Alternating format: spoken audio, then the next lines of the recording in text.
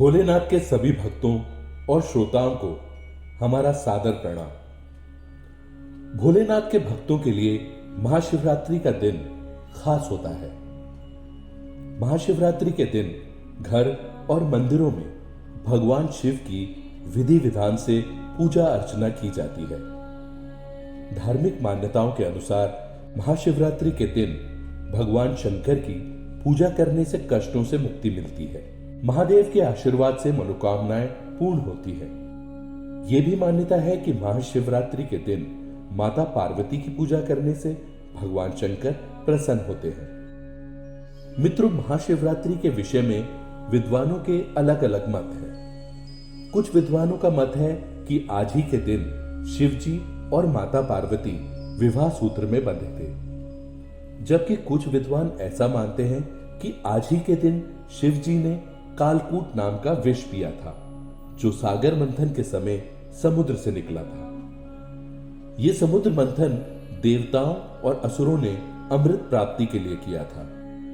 एक शिकारी की कथा भी इस त्योहार के साथ जुड़ी हुई है कि कैसे उसके अनजाने में की गई पूजा से प्रसन्न होकर भगवान शिव ने उस पर अपनी असीम कृपा की थी। यह कथा पौराणिक शिव पुराण में भी संकलित है। कहा जाता है कि महाशिवरात्रि व्रत में व्रत कथा का विशेष महत्व होता है। इस दिन शिव पुराण में वर्णित महाशिवरात्रि व्रत कथा का पाठ या श्रवण करने से पूजा का फल कई गुना मिलने की मान्यता है। तो आइए सुनते हैं महाशिवरात्रि की व्रत कथा। प्राचीन काल में किसी जंगल में एक गुरुद्रुह नाम का शिकारी रहता था, जो जंगली जानवरों का शिकार करता तथा अपने परिवार का भरण पोषण किया करता था। एक बार शिवरात्रि के दिन जब वो शिकार के लिए निकला तो संयोगवश पूरे दिन खोजने के बाद भी उसे कोई शिकार न मिला। उसके बच्चों, पत्नी एवं माता पिता को भूखा रहना पड़ेगा, इस बात से वो चिंतित हो गया। सूर्यास्त होने पर वो एक जलाशय के समीप गया और वहां एक घाट के किनारे एक पेड़ पर थोड़ा सा जल पीने के लिए लेकर चढ़ गया, क्योंकि उसे पूरी उम्मीद थी कि कोई ना कोई जानवर अपनी प्यास बुझाने के लिए यहां जरूर आएगा। वो पेड़ बेलपत्र का था।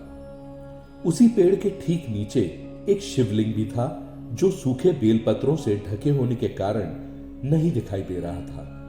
रात का पहला प्रहर बीतने से पहले एक हिरणी वहां पानी पीने के लिए आई। उसे देखते ही शिकारी ने अपने धनुष पर बाण साधा। ऐसा करने में उसके हाथ के लगे धक्के से कुछ पत्ते एवं जल की कुछ बूंदें नीचे बने शिवलिंग पर गिरी और अनजाने में ही शिकारी की पहले प्रहर की पूजा हो गई। हिरणी ने जब पत्तों की खड़खड़ाहट सुनी तो घबराकर ऊपर की ओर देखा और भयभीत होकर शिकारी से कांपते हुए स्वर में बोली, मुझे मत मारो। शिकारी ने कहा कि वो और उसका परिवार भूखा है, इसलिए वो उसे नहीं छोड़ सकता। तो हिरणी ने उससे वादा किया कि वो अपने बच्चों को अपने स्वामी को सौंपकर लौट आएगी, तब वह उसका शिकार कर ले। शिकारी को उसकी बात पर विश्वास नहीं हो रहा था। उसने फिर शिकारी को यह कहकर अपनी बात पर भरोसा दिलाया कि जैसे सत्य पर ही धरती टिकी है, समुद्र मर्यादा में रहता है और झरनों से जल धाराएं गिरा करती हैं, वैसे ही वो भी सत्य बोल रही है। क्रूर होने के बावजूद भी शिकारी को उस पर दया आ गई और उसने जल्दी लौटना कहकर उस हिरनी को जाने दिया।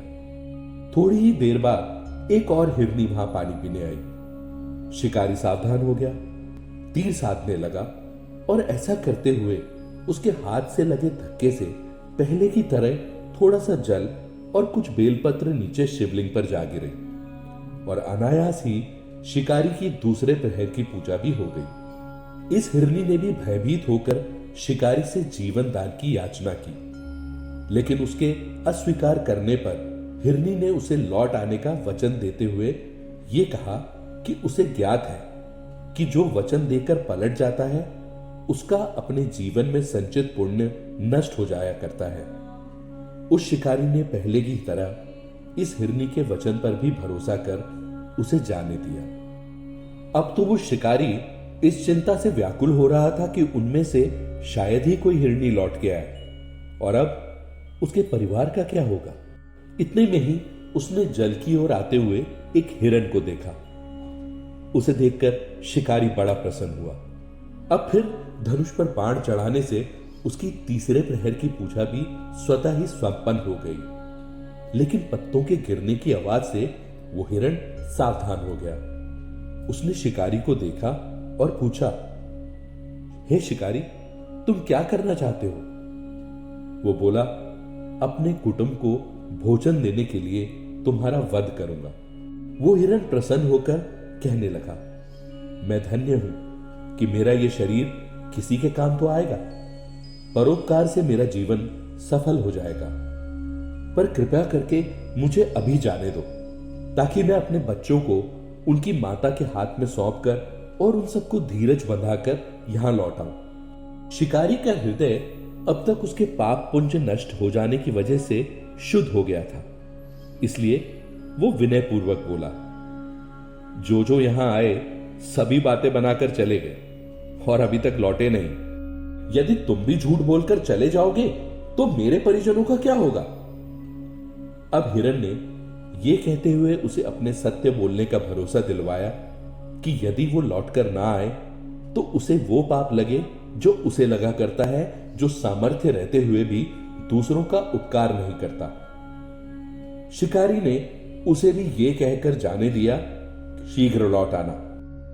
रात्रि का अंतिम पहर शुरू होते ही उस शिकारी के हर्ष की सीमा न थी, क्योंकि उसने उन सब हिरण हिरनियों को अपने बच्चों सहित एक साथ आते हुए देख लिया। उन्हें देखते ही उसने अपने धनुष पर बाण रखा और पहले की तरह ही उसके चौथे प्रहर की शिव पूजा भी संपन्न हो गई। अब उस शिकारी के शिव कृपा से सभी पाप भस्म हो गए। इसलिए वो सोचने लगा, ये पशु धन्य है जो ज्ञानहीन होकर भी अपने शरीर से परोपकार करना चाहते हैं। लेकिन धिक्कार है मेरे जीवन को कि मैं अनेक प्रकार के कुकृत्यों से अपने परिवार को पाला करता था। अब उसने अपना बाण रोक लिया और मृगों से कहा कि वे सब धन्य हैं, और उसने उन सबको वापस जाने दिया।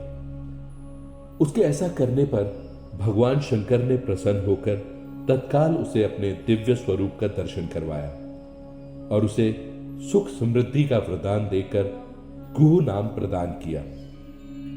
मित्रों, यही वो गुह था जिसके साथ भगवान श्री राम ने मित्रता की थी। शिव जी जटाओं में गंगा जी को धारण करने वाले, सिर पर चंद्रमा को सजाने वाले, मस्तक पर त्रिपुंड और तीसरे नेत्र वाले, कंठ में कालपाश तथा रुद्र क्षमाला से सुशोभित, हाथ में डमरू और त्रिशूल है, जिनके और भक्तगण बड़ी श्रद्धा से उन्हें शिव शंकर, शंकर, भोलेनाथ, महादेव, भगवान आशुतोष, उमापति, गौरी शंकर, सोमेश्वर, महाकाल, ओंकारेश्वर, वैद्यनाथ, नीलकंठ, त्रिपुरारी, सदाशिव तथा अन्य सहस्त्रों नामों से संबोधित कर उनकी पूजा अर्चना किया करते हैं। ऐसे भगवान शिव और शिवा हम सबके चिंतन को सदा सदैव सकारात्मक बनाए एवं सबकी मनोकामनाएं पूरी करें। ओम नमः शिवाय।